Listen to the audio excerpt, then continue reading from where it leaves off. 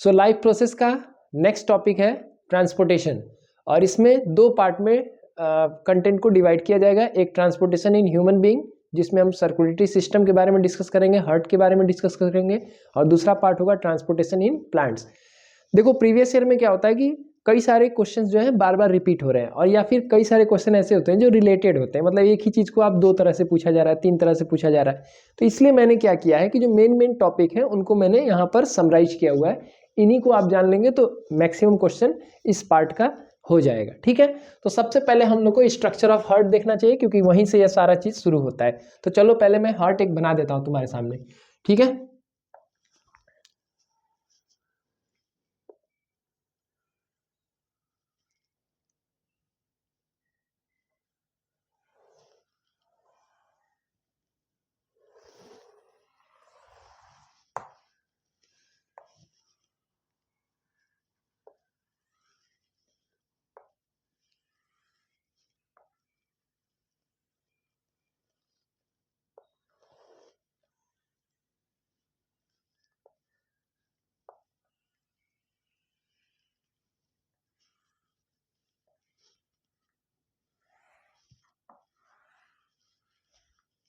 देखो बायो का खासियत ही यही है कि इसको आप फिगर बना के पढ़ोगे ना तो काफ़ी इजी लगेगा तुमको।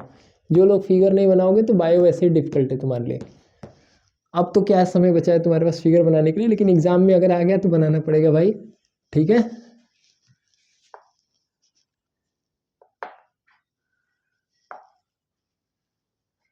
थोड़ा सा इसको ऐसे बना दो।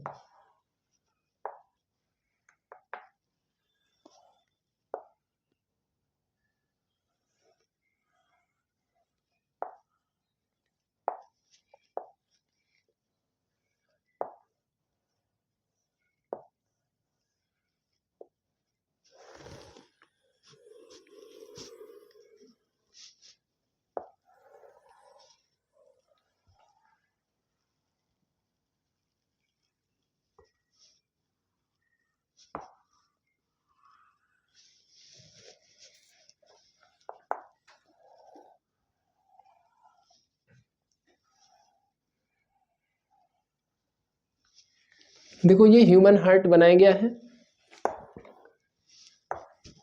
ठीक है, सबसे पहला पार्ट क्या है, फटाफट पहले देखो पार्ट्स को लेवल कर देता हूं मैं। पहले तो समझ लो right side of the heart जो है ना, इसको मैं ब्लू कलर से बना रहा हूँ। ब्लू कलर इसमें फीड कर दे रहा हूँ। क्यों कर रहा हूँ मैं, क्योंकि यहाँ डीऑक्सीनेटेड ब्लड होता है right side of the heart में। ठीक है, ये डीऑक्सीनेटेड ब्लड है। ठीक है, देखो तुम टाइम भी देख सकते हो, काफी कम समय में बना दिया मैंने। तुम भी खुद जो है बहुत कम समय में बना दोगे जब प्रैक्टिस कर लोगे अच्छे से, तो इतना कोई डिफिकल्ट नहीं है। ये पूरा डीऑक्सीनेटेड ब्लड है, और यहाँ से जब आएगा ब्लड तो वो हो जाएगा ऑक्सीजनेटेड। ये लंग्स से आएगा। अभी हम लोग एक एक नाम भी देखेंगे इसमें।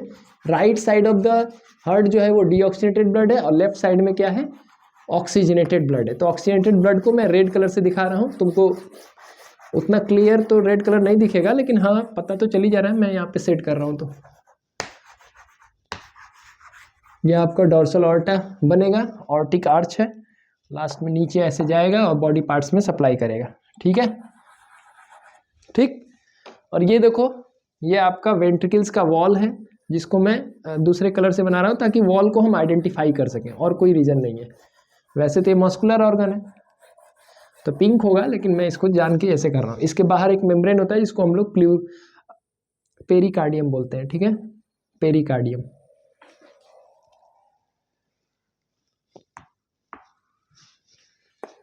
ठीक है, अब फटाफट देखो लेवल कर देता हूँ। ये है आपका राइट अरिकल, राइट अरिकल। ये क्या होगा तब, राइट वेंट्रिकल, राइट वेंट्रिकल।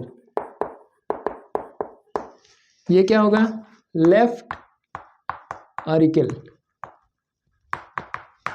और ये क्या होगा, लेफ्ट वेंट्रिकल। कोई हमसे पूछे, अब क्वेश्चन है यही सब जितना मैं पूछ रहा हूँ कि हार्ट में कितने चैम्बर्स होते हैं, 4 चैम्बर होते हैं। Right auricle, right ventricle, left auricle, left ventricle. कौन से 2 चैम्बर में डीऑक्सीनेटेड ब्लड होता है, तो राइट अरिकल और राइट वेंट्रिकल में। कौन से 2 चैम्बर में ऑक्सीनेटेड ब्लड होता है, तो लेफ्ट अरिकल और लेफ्ट वेंट्रिकल। अब वॉल्व्स देखो, ये जो वाल्व है राइट अर्किल और राइट वेंट्रिकल के बीच में, इसको हम लोग बोलते हैं tricuspid valve.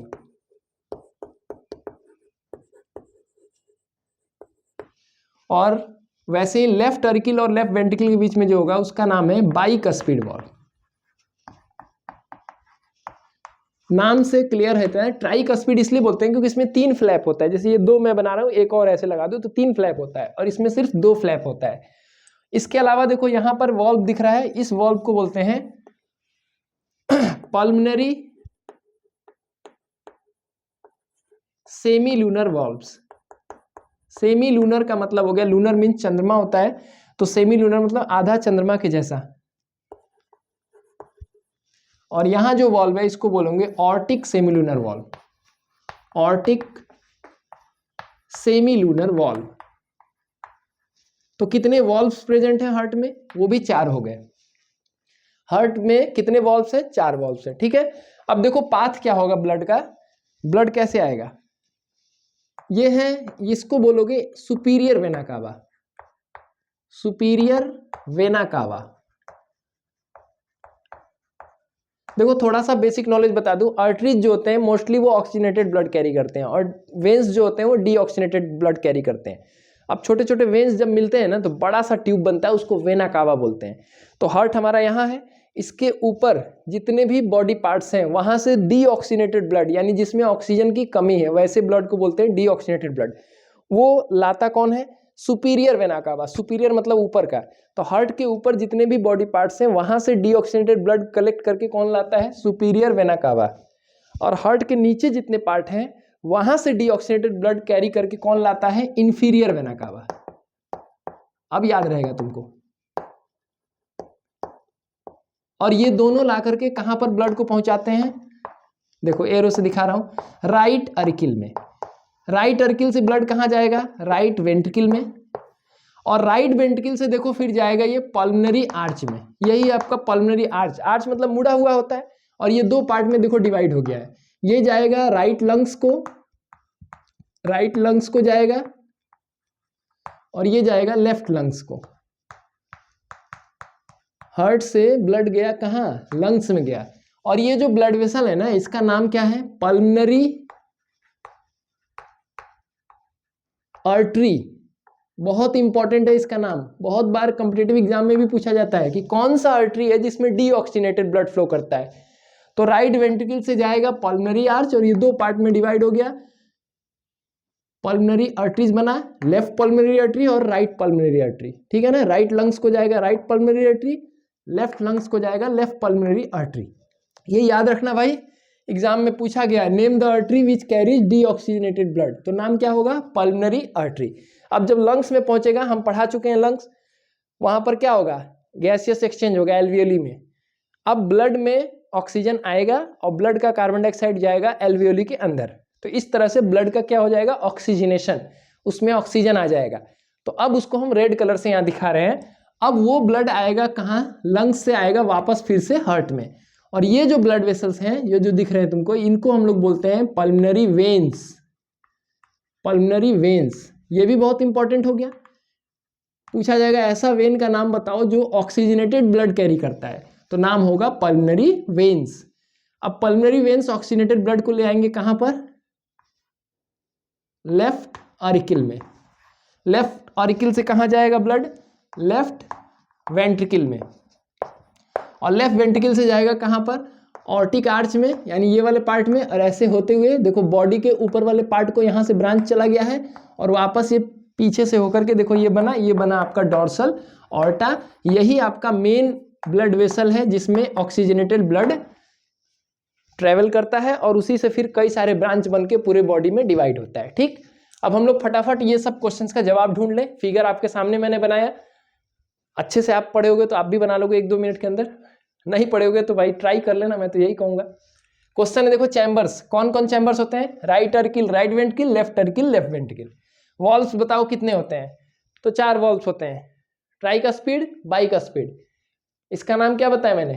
Pulmonary semilunar valve और ऑर्टिक सेमिलुनर वॉल्व। अगर ना याद हो पाए तो सेमिलुनर याद कर लेना, दोनों का। 2 सेमिलुनर वॉल्व होते हैं, और एक ट्राइकस्पिड एक बाइकस्पिड। क्वेश्चन है ventricles have thick wall. Ventricles का वॉल देखो थिक होता है, ये जो वेंट्रिकल्स है इनका जो दीवार है वो मोटा है, क्यों है? It is because ventricles are mean to transport the blood to various organ. देखो जो चीज पंप कर रहा है, हार्ट को हम लोग क्या बोलते हैं? Heart is a pumping organ. ये भी क्वेश्चन में पूछा गया, ये कैसा ऑर्गन है? Pumping organ. Heart is a pumping organ, क्योंकि ये पंप करने का काम कर रहा है। किस चीज को पंप कर रहा है? ब्लड को। इसीलिए heart is a pumping organ, ये पंप करता है ब्लड को, ठीक है। अब देखो पंप कौन कर रहा है? ये जब कॉन्ट्रैक्ट होगा ना, ऐसे ये कंप्रेस होगा, कॉन्ट्रैक्ट करेगा, तो यहां से ब्लड जो डीऑक्सीजनेटेड ब्लड है वो लंग्स को जाएगा, और इस वाले पार्ट का जो ऑक्सीजनेटेड ब्लड है जिसमें ऑक्सीजन है वो जाएगा बॉडी पार्ट्स को। तो जाहिर सी बात है कि जो वेंट्रिकल है उसमें प्रेशर ज़्यादा है, इसलिए इस प्रेशर को रेजिस्ट करने के लिए, उस दबाव से बचने के लिए इसका जो ब्लड जो मेम्ब्रेन है, जो इसका वॉल है वो थिक होता है। क्वेश्चन पूछा जाएगा ventricles have thick wall, why?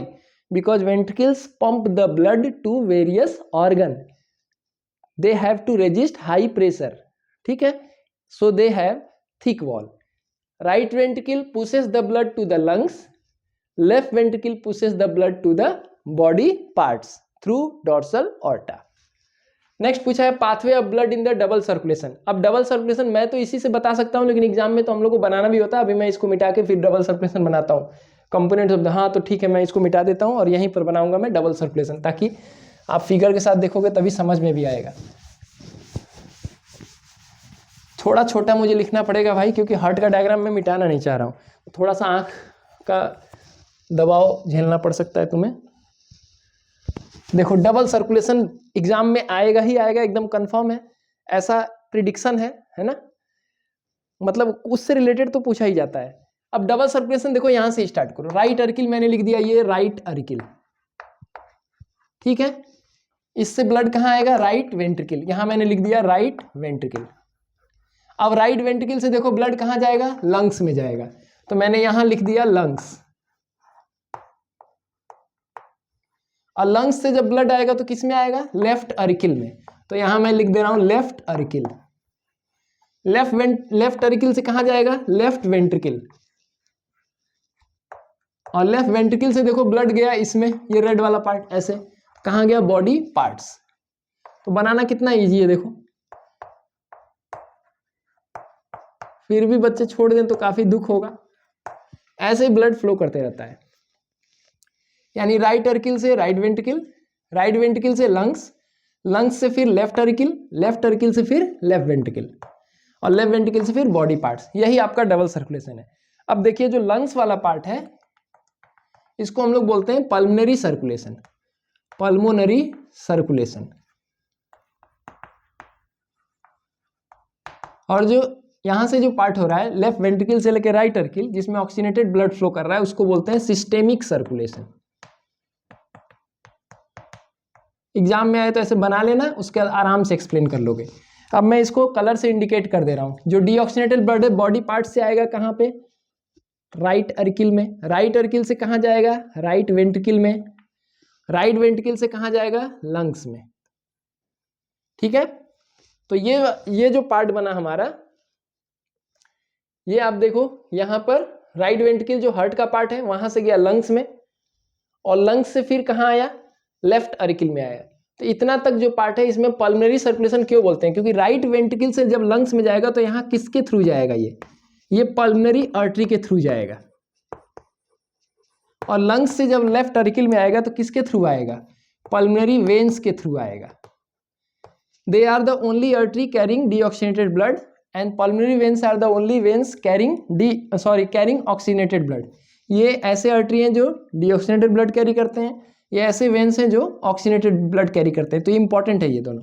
अब इसके बाद देखो यहाँ से ब्लड ऑक्सीजनेटेड हो गया, यहाँ लंग्स के बाद से, तो ये अब जाएगा लेफ्ट वेंट्रिकल में, लेफ्ट वेंट्रिकल से जाएगा बॉडी पार्ट्स में। यहाँ कौन ले जाएगा? डॉर्सल ऑर्टा ले जाएगा,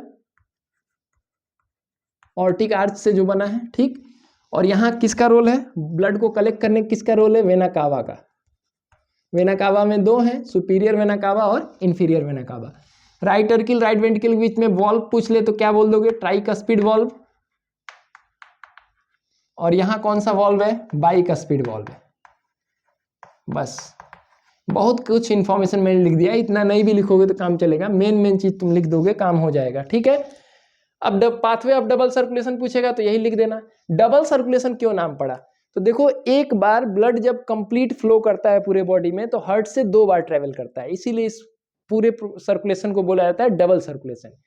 when blood travels once across the body then it travels twice through the heart.